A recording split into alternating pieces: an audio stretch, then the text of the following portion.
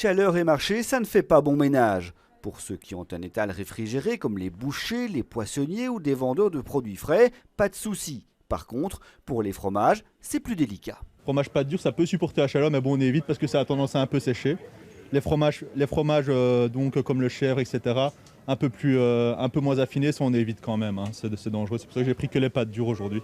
Adrien les refroidit par des plaques de congélation à moins 22 degrés. Autre astuce chez ce marchand de produits provençaux. Au niveau des olives, on a laissé exposer comme d'habitude. Par contre, au niveau tapenade, j'ai tout laissé dans les glacières, j'ai laissé dans les petits seaux et on a rajouté des glaçons. Je peux vous montrer si vous le souhaitez. Voilà.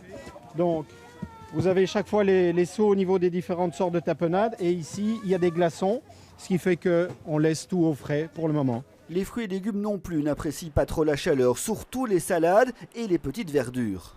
Nous, on est obligé de garder une partie de notre production dans un véhicule réfrigéré que j'ai là un peu plus loin, parce que sinon, tout se dessèche, tout s'abîme.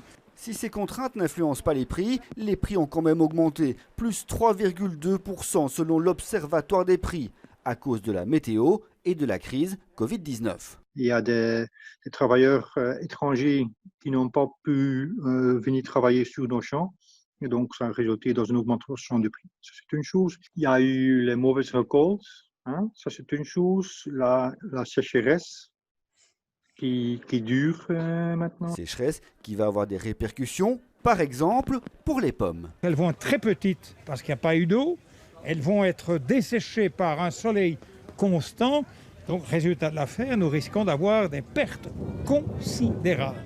Autant dire que les prix ne sont pas prêts de baisser.